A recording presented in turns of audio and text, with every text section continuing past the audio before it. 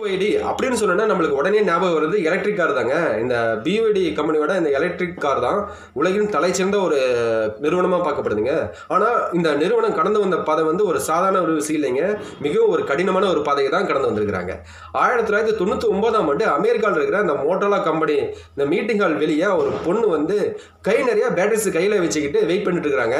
அதுக்கப்புறம் அந்த மீட்டிங் எல்லாம் முடிச்சுட்டு எக்ஸிக்யூட்டிவ்லாம் வெளியே வந்துட்டு இங்கே என்னம்மா வெயிட் பண்ணுறீங்க, ரொம்ப நேரமாக வெயிட் பண்ணுறீங்க அப்படின்னு சொல்லி கேட்டுக்கிறாங்க. இந்த பேட்டரிஸ்லாம் வந்து நீங்கள் உங்கள் மொபைலில் யூஸ் பண்ணிட்டீங்கன்னா ரொம்ப நாள் லாங் லிவாக வரும், நீங்கள் யூஸ் பண்ணி பாருங்க அப்படின்னு சொல்லிட்டு ஒரு ஆர்டர் கொடுங்க அப்படிங்கிற மாதிரி இவங்க கேட்டுக்கிறாங்க. இருந்தாலும் வந்து இப்போதைக்கு இந்த இல்லைங்க ஆர்டர் இல்லை, நம்ம நெக்ஸ்ட் டைம் வாங்க அப்படின்னு சொல்லிடுறாங்க. இவங்க ஒரு தடவை 2 தடவை இல்லைங்க பல முறை போராடிக்கிறாங்க. இருந்தாலும் இந்த ஆர்டர் வந்து வாங்க முடியல. அதுக்கப்புறம் அவங்க விடாமுயற்சியாக வந்து பொழுதுனிக்கும் அவங்க வந்து BYD நிறுவனத்திலேருந்து மோட்டோரோலா கம்பெனி நிறுவனம் எக்ஸிக்யூட்டிவ் டெய்லியும் ஃபோன் பண்ணி இந்த பேட்டரி வந்து ட்ரை பண்ணி பாருங்கன்னு சொல்லிடுறாங்க. இவங்களும் வந்து மோட்டோரோலா எக்ஸிக்யூட்டிவ் நிறுவனத்தில் இருக்கிற எக்ஸிக்யூட்டிவ்லாம் வந்து ரொம்ப வெறுத்து போயிட்டாங்க. இந்த பொண்ணோட டார்ச்சர் தாங்க முடியலப்பா, சரிப்பா அந்த பொண்ணை வந்து அந்த ப்ரூவ் பண்ணுறேன்னு சொல்லுதில்ல அந்த பேட்டரிலாம் கொண்டு வந்து அதை என்னன்னு கொடுங்க, அதுக்கு ஒரு அப்பாயின்மெண்ட் கொடுங்க, கண்டிப்பாக அதை வர சொல்லுங்கள், நம்ம பார்த்துருவோம் அப்படிங்கிற மாதிரி ஒரு விஷயத்தை சொல்கிறாங்க. உடனே அந்த பொண்ணுக்கு அப்பாயின்மெண்ட் கிடைக்குதுங்க. அதுக்கப்புறம் போய் இந்த பேட்டரியோட ப்ரூவ் பண்ணி காமிக்கிறாங்க. அதுக்கப்புறம் அந்த மோட்டோரோலா கம்பெனியோட மொத்த மொபைலுக்கு வந்து இந்த பேட்டரி தான் ஃபிக்ஸ் பண்ணணும் அப்படிங்கிற ஒரு முடிவை எடுத்திருந்தாங்க அந்த மோட்டோரோலா நிறுவனம்.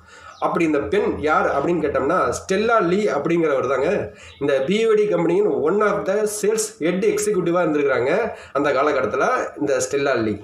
இவர் வந்து இந்த விடாமுயற்சி வந்து யார்கிட்ட இருந்து கற்றுக்கிட்டாரு அப்படிங்கிற விஷயத்தை பார்த்தோம்னா வாங் சியான்ஃபு அப்படிங்கிறவர், அதாவது இந்த BYDயோட நிறுவனத்தின் MD-ஆன இவர்கிட்ட இருந்து அந்த விடாமுயற்சியை வந்து கற்றுக்கிட்டாரு. இவர் கடந்து வந்த பாதை மிகவும் ஒரு கடினமான ஒரு பாதையாக இருக்குங்க இந்த வாங்கோட.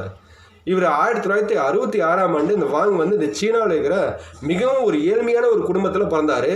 அதாவது இந்த ஏழ்மையான குடும்பத்தில் 8வது குழந்தையாக பிறந்தாருங்க வாங். சீனாவே பஞ்சமாக இருந்தது அந்த காலகட்டத்தில். இப்படி இருக்கும் பொசிஷனில் இந்த பஞ்சத்துலேருந்து வெளியே வரதுக்கு இவங்க இவ்வளோ படித்து போராடினார். இவரோட 13 வயசு இருக்கும் பொழுது அவங்களோட அப்பா வந்து கேன்சர் வியாதினால இறக்க நேரிடுதுங்க. இவர் இறக்கிறதுக்கு முன்னாடி என்ன சொன்னார்னா, நம்ம எப்படியாவது நம்ம குடும்பத்தில் ஓரளவு படிச்சிடணும்பா, ரொம்ப கஷ்டப்பட்டாவது படிச்சிடணும் அப்படின்னு சொல்லிட்டு இறந்துருக்கிறாரு. இதையும் வந்து இவங்க ஃபாலோ பண்ணிகிட்டே இருந்திருக்கிறாரு வாங். அதுக்கப்புறம் இவங்க குடும்பத்தில் என்னதான் இவங்க 7 பேரும் படிச்சிருந்தாலும் 8வதாக ஒரு முதல்ல காலேஜ் போனது, அதாவது பட்டப்படிப்பு படித்தது முதலாக கேட்டோம்னா யாருன்னு கேட்டோம்னா அந்த வாங் தாங்க. இதை வந்து அவங்க குடும்பத்தில் கொண்டாடி தீர்த்தாங்க அந்த காலகட்டத்தில். இப்படி இருக்கும்பொழுது இந்த படிச்சுட்டு உடனே வந்து ஒரு வேலைக்கு போய் ஆகணுமே அப்படின்னு சொல்லிட்டு ஒரு கெமிக்கல் இண்டஸ்ட்ரியில் உள்ளே போகிறாரு. அதுக்கப்புறம் அந்த இன்ஸ்டியூட்டில் ஒரு மேனேஜராகவும் இருந்திருக்கிறாரு.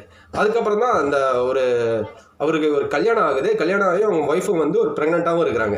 இது அரவணைப்பாக வந்து அவங்க அண்ணனும் வந்து கூட உதவியாக இருந்திருக்கிறாங்க இவருக்கு வாங்குச்சு. அதுக்கப்புறம் தான் அவரோட வாழ்க்கையில் வந்து ஒரு டர்னிங் பாயிண்ட் அமைஞ்சதுங்க. அது என்னன்னா, ஜப்பானில் வந்து நிக்கில் அயன் பேட்டரி தான் அந்த காலகட்டத்தில் அதிகமாக இருந்தது. அதை ஸ்டாப் பண்ணி அடுத்த ஸ்டேஜ் என்ன லித்தியம் பேட்டரி கொண்டு வரலாம் அப்படின்னு சொல்லிட்டு இந்த ஜப்பானில் பல நிறுவனம் போட்டி போட்டுச்சு.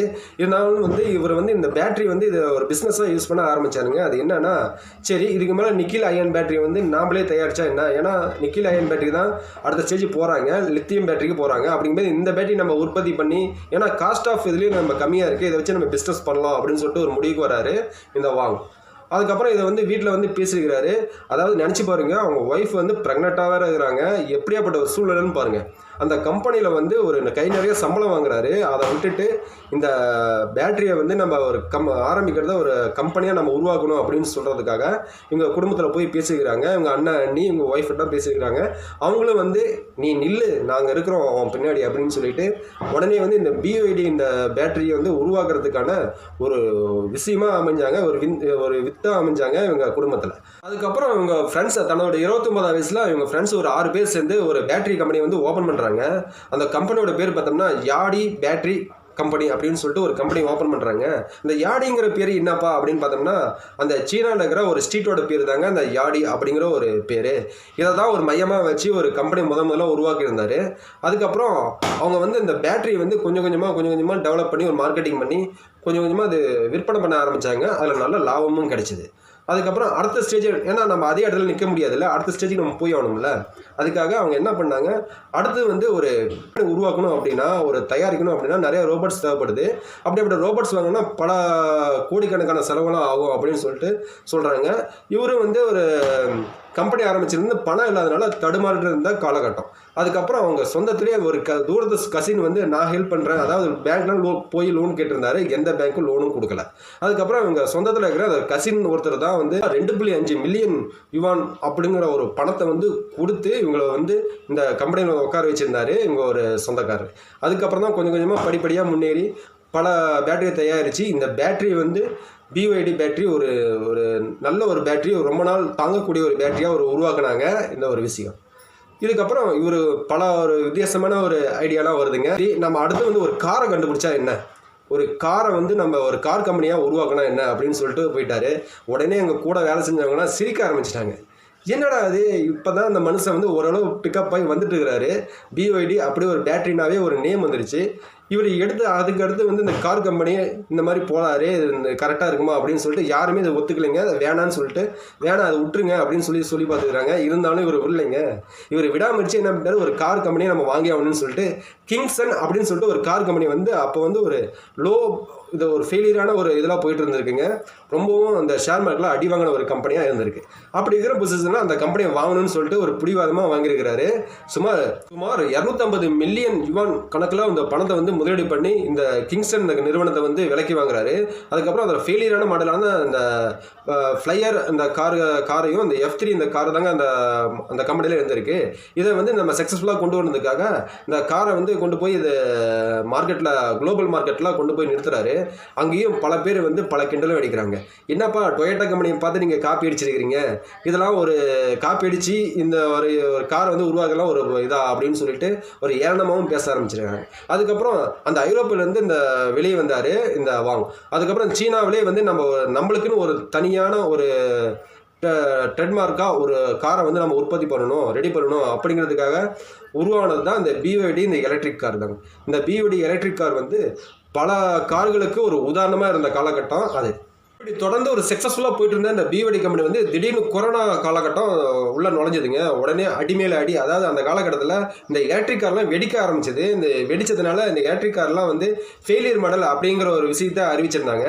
அதுக்கப்புறம் இவங்களுக்கும் ஒரு பல பாதிப்பு வந்திருக்கு. அதுக்கப்புறம் இவர் என்ன பண்ணிட்டாருல, எப்படி தான் நம்ம ரன் பண்ணணும்ல, பொழப்பு நடத்திக்கணும்ல, அதுக்காக என்ன பண்ணிட்டாரு, இவர் இந்த ஸ்டெரைல் மாஸ்க்லாம் ரெடி பண்ணி இந்த குளோபல் மார்க்கெட்டில் சேல்ஸ் பண்ணிட்டு இருந்தார் தயாரித்து.